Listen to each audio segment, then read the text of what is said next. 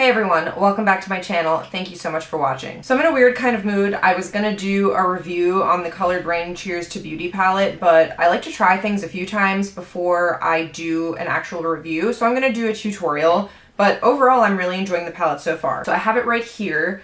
It is so beautiful. It has a lot of warm shades, which I don't like, but I'm gonna force myself to enjoy it because it's really high quality. And then I also picked up the Lovelies palette, which in theory I really liked because I like cool tones. But anyway, I'm just gonna see what happens. Like I said, I'm kind of in a weird mood. I'm gonna start off with my Urban Decay Primer Potion in Eden. This is like Old Faithful right here. So there's a snowstorm happening, and yet there is still the sound of traffic outside. I don't understand. Everyone should be at home, safe, with their children. I'll lightly set my entire eye with the lightest shade in the palette, which is Boutonniere. This is just gonna brighten up my whole eye area and ensure that the primer's not too tacky and I don't get skipping when I'm trying to blend the other colors. I'm gonna dip into Powder Room with my Inglot 6SS, my trusty Inglot 6SS. And I'm going to dust this in the crease and concentrate it on the outer corner. Ooh, beautiful. I love a good transition shade.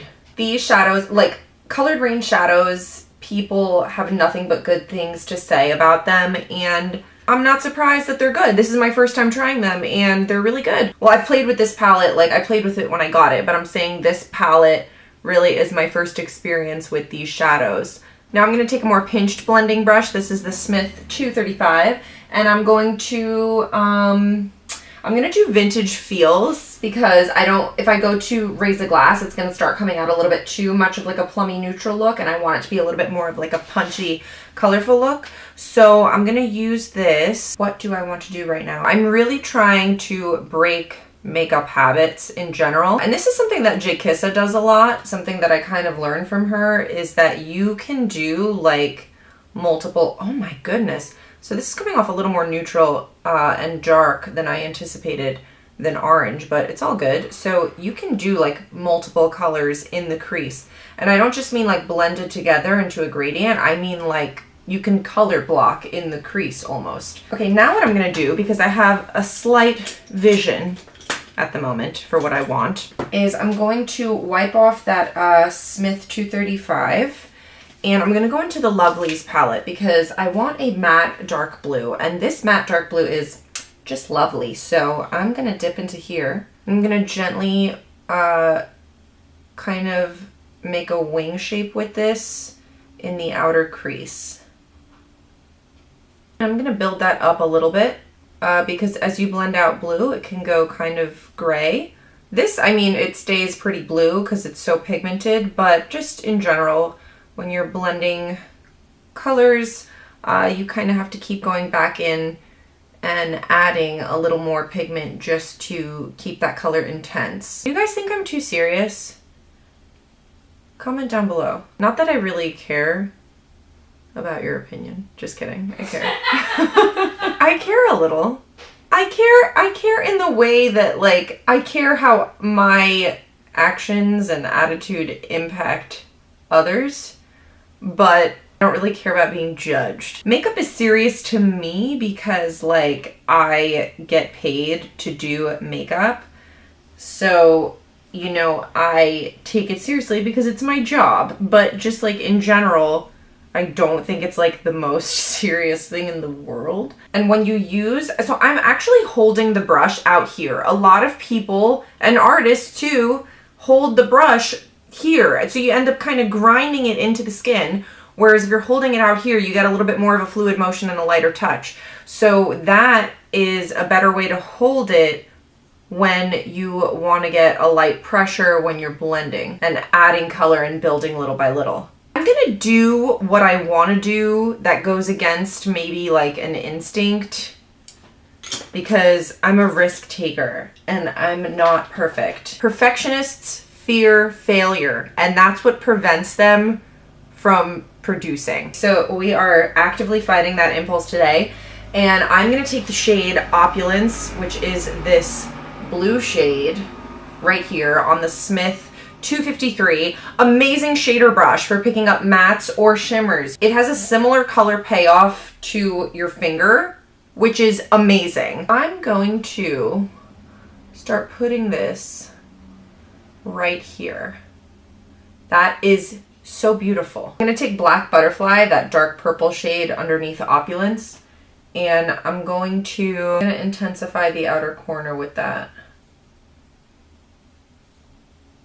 Bringing Opulence, the blue color, a little bit more onto the lid. I'm gonna wipe off that brush, and I'm going to use Grandeur, this green. Green is my least favorite color, so today is really just about pushing those boundaries. And I'm gonna put it on the center of the lid. This like kind of hurts. Like the color green hurts me. I don't know why. If it's blended into a blue, like this, I'm handling really well. Just speaking of colors in general, and like, I might sound a little facetious. I only sound facetious because I'm aware like how ridiculous I'm sounding, but these are like actual things that I obsess about. Like, I've resisted the color blue my whole life. Like, I remember in elementary school, everyone's favorite color was blue, and I was like, blue is not my favorite color. But if you look at my background, which you know, you can only kind of see like while I'm zoomed in like this, I have so much blue. Like when I paint, I use a lot of blue, and I dyed my hair blue. Like, and I love cool tones. By definition, cool means it has a blue undertone. Okay, that is looking fabulous and gorgeous. I'm just gonna use like as many colors as I can. I'm gonna use this dark gold Nightingale, which is so gorgeous. When you dip your brush, it kind of like moves in the pan, so you gotta be kind of careful. Like if you have long nails, I could see you gouging some of these out quite easily. I almost feel like the Joker right now. Not from Batman. I mean like in like, I don't know, some sort of medieval way. I feel like if I went to Party City and asked for a Joker costume, it would be these colors. I guess I should just go back to Party City where I belong. And then I'm gonna take the lighter gold Rosé, and I'm just gonna top off that inner corner.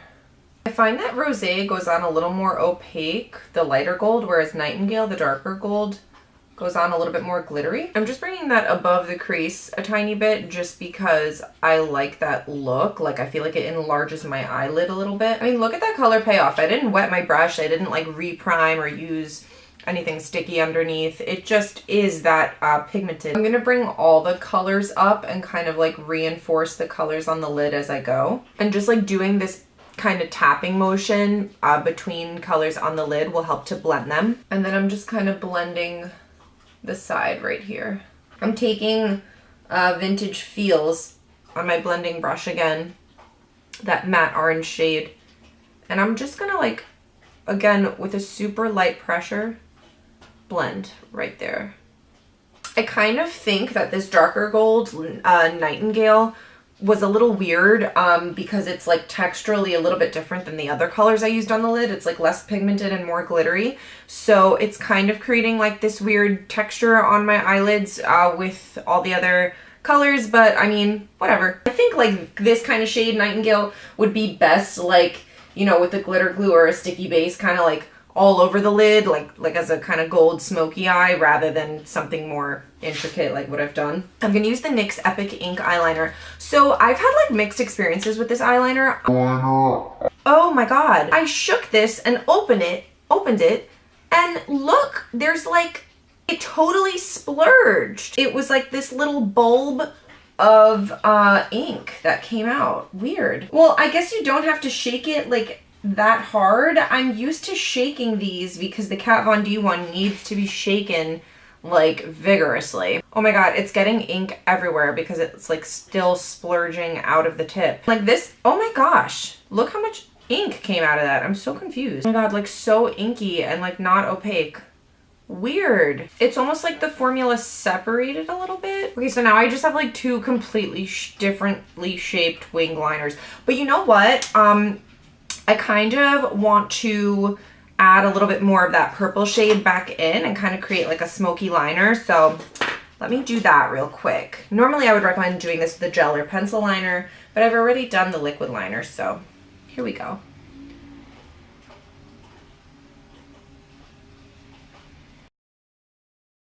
A lot has changed since I was last on camera. I now no longer store the NYX Epic Ink Liner upside down. The Kat Von D liner is very dry and needs to be stored upside down and shaken quite a bit.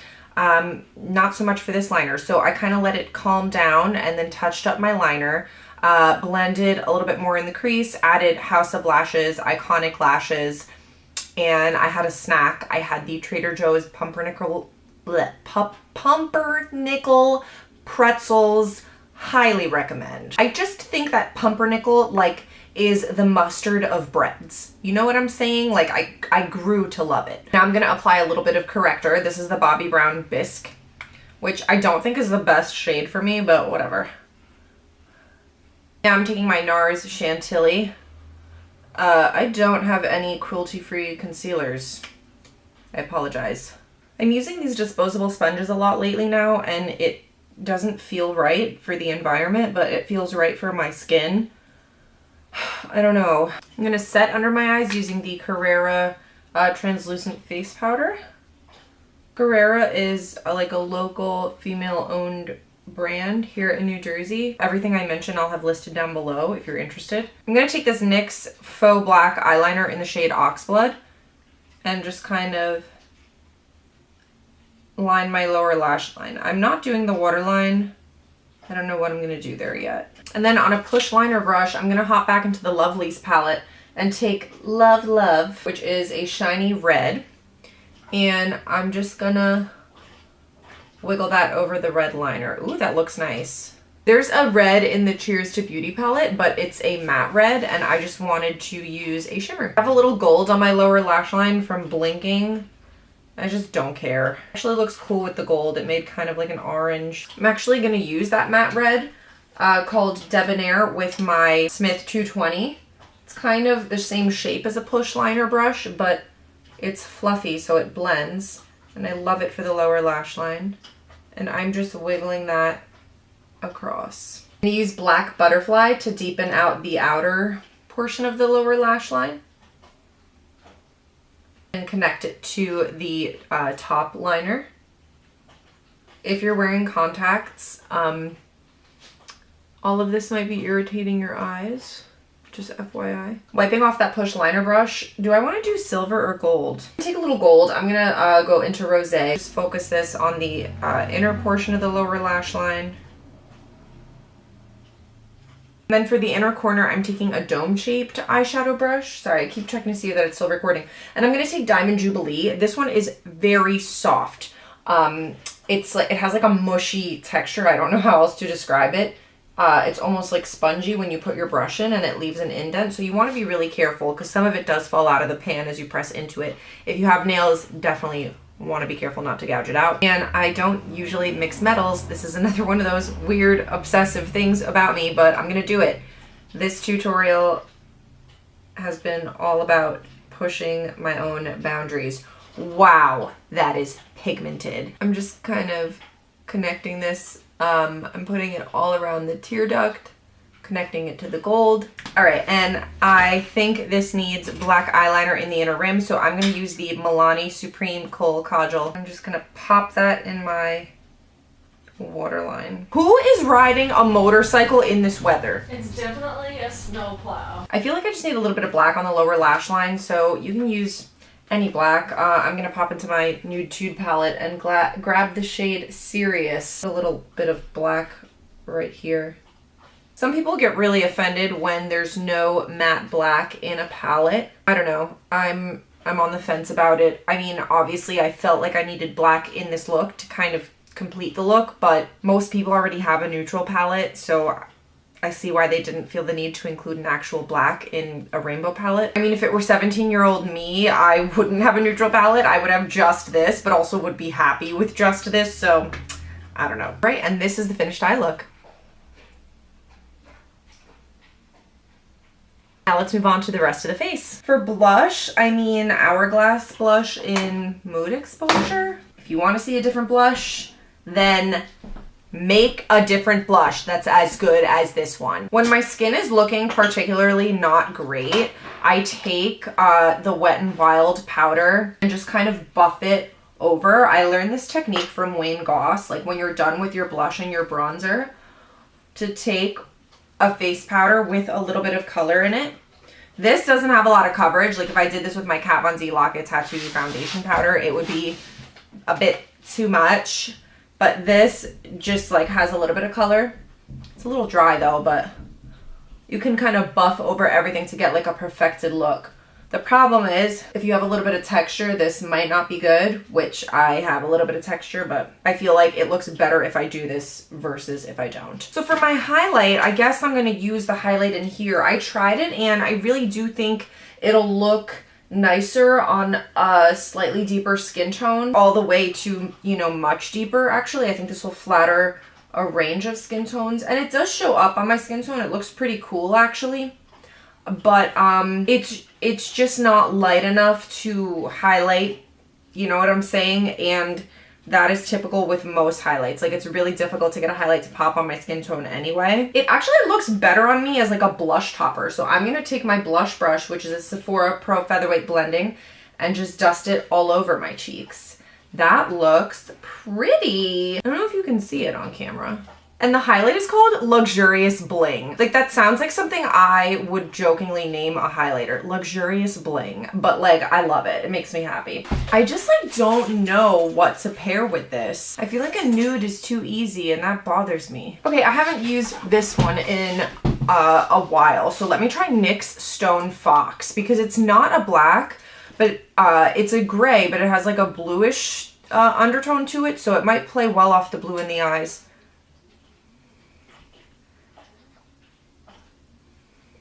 Oh yeah, that looks really good. This is the Liquid Suede Cream Lipstick, by the way. These aren't my favorite formula in the world, but they have some fun colors. And it goes on pretty opaque, so like, if you don't mind reapplying, it's a good lipstick. Okay, I really like how that turned out, and I'm actually gonna wear this lipstick more often. So that is it. You know, I don't know if I'll do like a full review on this. I mean, I guess I'll just tell you guys now. The shipping was pretty efficient. They came bubble wrapped. Nothing was broken. I know that Jen Loves Reviews said that Diamond Jubilee was broken when hers came, but it's really soft and you have to be careful, but mine did not come broken, thankfully. I think these shadows perform really well. Nightingale was really beautiful, but I think you need to use it more carefully and use it with like a sticky base, and don't try and like blend it with other colors necessarily too much. I think the Luxurious Bling highlighter is beautiful, and I think that if you have more of a medium to dark or deep skin tone, it would look even better on you than it looks on me. But you know, with my skin tone, it looks great as a blush topper. I wouldn't use it as an inner corner highlight or anything like that because it doesn't really add light. It has a clear base with like a peach duochrome. So that's really nice. Otherwise, I feel like these shadows perform really well. The only thing I can't really speak to is the wear time, but I'll update you in a future video, and or I will make a note in the description box below when I have a better idea of how long these shadows wear. But based on reviews that I've seen in the past, I have a feeling they'll last really long. So these really are the best of both worlds in terms of like pigmentation and blendability. Color selection with this, if you like warm shades or rainbows, you'll be happy. Because even if you like don't love rainbows, there are two beautiful golds in here. The silvers, you know, you could use in a neutral manner, and you get a bunch of like matte neutrals over here. So really, you know, you could use this as like a pop of color palette, but I also think it's a pretty good standalone palette. If it had like a black in it or a more neutral dark brown, then it would be like a little bit more maybe travel or everyday appropriate. It's somewhere in between. It's somewhere in between like a pop of color palette and a more wearable palette. I don't even know. This, would I love using it alone? I have to play with it more because the pink is not very light. So on a medium skin tone, it would definitely add brightness, but for me, it doesn't really add brightness to the lid. And it's not like super duper duper metallic. So I don't know. But as far as like this white shade and this gray shade go, like those are two of my favorite colors to use on my eyelids, so we'll see about this one. I don't feel the need to give it a negative review. It's still good quality, and I do like the color combination. This is $30 and this is $50. Really fair price, I think. I think this could have been a little bit more inexpensive, but for $50, I really do think, you know, this is great. So Really, really high quality. I'm really impressed with how they perform. And I really love the way the look turned out. And I tried like some different things today. So yeah, let me know. I haven't done a tutorial in a long time, but really I think they're like how my channel started. And I don't want to say that they're absolutely my favorite to do, but I think like explaining how to do makeup is like my favorite thing to do. You know what I'm trying to say? So anyway, if you like this video and you want to see more tutorials, please give this video a thumbs up. If you want to see more videos about skincare, makeup, tutorials, reviews, please subscribe. And otherwise, thank you so much for watching, and I will see you in my next video. Bye!